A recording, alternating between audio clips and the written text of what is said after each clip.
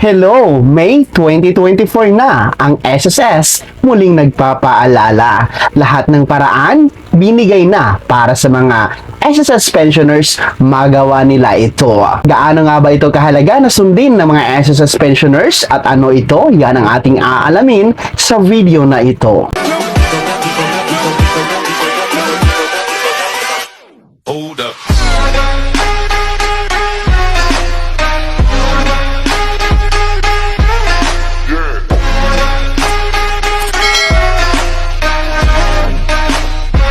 Hello mga ka-vlogs! Saan ka mang dako sa mundo? Welcome dito sa aking YouTube channel. And kung bago ka pa lang dito at nais mo ang mga informative content na nandito sa aking channel, ay maaari nyo pong i-click ang ating subscribe button pagkatapos mong panoorin ang video na to. And maaari kang maging miyembro dito sa aking channel sa pamamagitan ng pag-click ng join button. Mamili ka ng mga nais mong perks, mga ka-vlogs. Hello po sa inyong lahat. Magandang araw at tayo po ay nasa pangalawang araw na ngayon para sa buwan ng May 2024. Ang bilis ng panahon, mga ka-vlogs, no?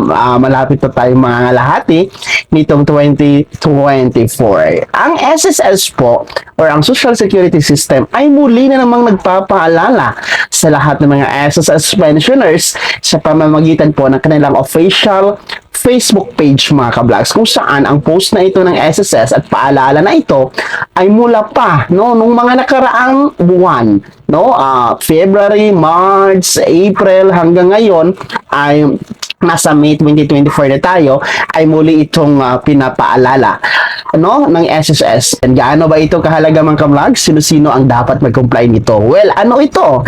Ito po ang tinatawag natin na SSS, Annual Confirmation of Pensioners, or ACOP, mga ka-vlogs. Siguro sawang-sawa na kayo sa kakarinig, nitong ACOP na dinidiscuss natin, Malamang sinasabi niyo, paulit-ulit na yan, alam na namin yan, wala na bang iba?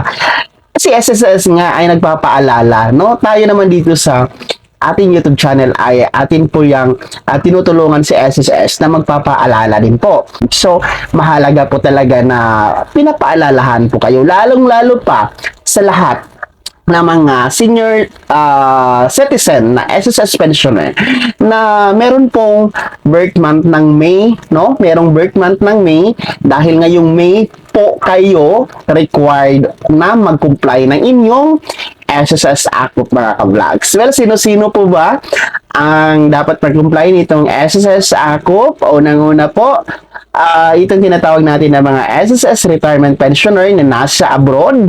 Pangalawa, yung mga SSS retirement pensioner na andito sa Pilipinas. Pangatlo, ang total disability pensioner. Pang-apat, yung death or survivor pensioner. At panghuli, yung dependent children under the guardianship, mga ka-vlogs. So, ang sinasabi po ni SSS, kailangan, required talaga itong mag-comply ng ACOP base doon sa SSS Circular 2023-014, kung saan ito po yung revised guidelines dito sa Annual Confirmation of Pensioners, mga ka-vlogs. So, ang schedule of compliance ay tuwing birth month po ng SSS pensioner, para sa mga retirement pensioner na nasa abroad or dito sa Pilipinas, pati ng total disability pensioner, tuwing birth month po ang inyong compliance schedule for your ACOP, mga ka-vlogs, para naman po sa mga death or survivor pensioner at dito sa dependent children under guardianship ay tuwing birth month pa rin po, ng SSS pensioner or SSS member na namatay. So, yun po yung inyong date of compliance, mga ka-vlog. So, take note, lahat ng sinasabi nating mag-comply or required dito sa Annual Confirmation of Pensioners or ACOP ay mga 80 years old pataas lamang, Uulitin ko, lahat po ng required or kailangan mag-comply ng ACOP ngayong May 2024 ay yung mga 80 years old pataas lamang na meron pong birth month ng May, mga ka-vlog. So, kung ang birth month nyo po ay June, July, August, ayan, doon kayo akop, no? Yun po yung akop schedule nyo, mga ka-vlogs. Pero take note, no? Pwede naman po kayo mag-advance ng at least 2 months before your birth month. No? Halimbawa, June or July yung birth month nyo, pwede na kayo magpa-akop in advance ngayong May, mga ka-vlogs. Pwede po yon.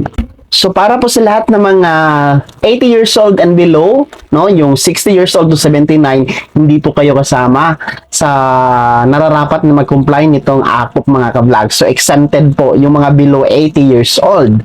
Pangalawa, yung dalawang tumatanggap po, no? Yung tumatanggap ng dalawang pension.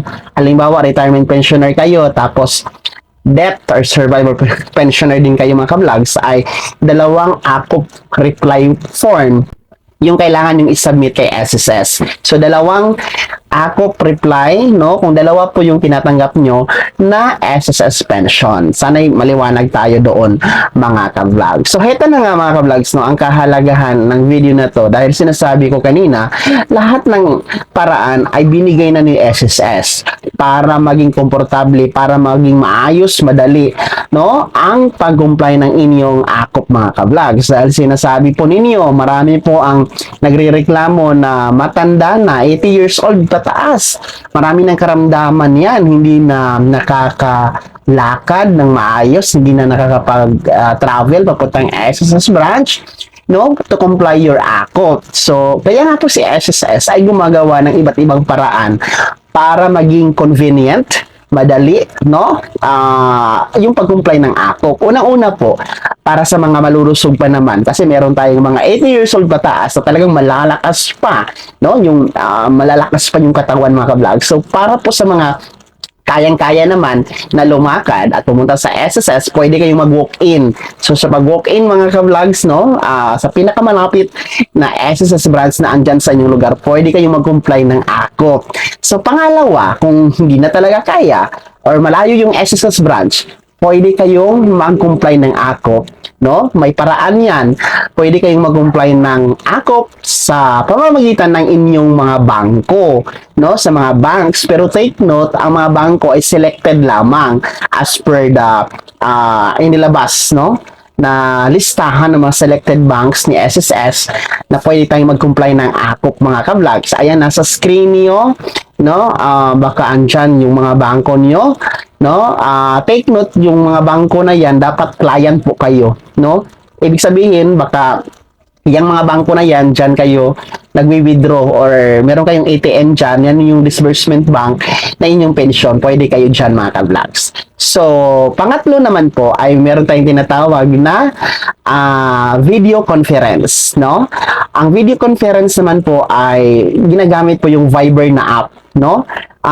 Kung nasa abroad kayo, this is effective or this is useful talaga para sa mga nasa abroad or yung mga busy na hindi na kayong pumunta sa SSS branch talaga dahil busy sa buhay, busy sa hanap buhay. Ayan, pwede kayong mag-comply ninyong akop sa pamamagitan ng online, no?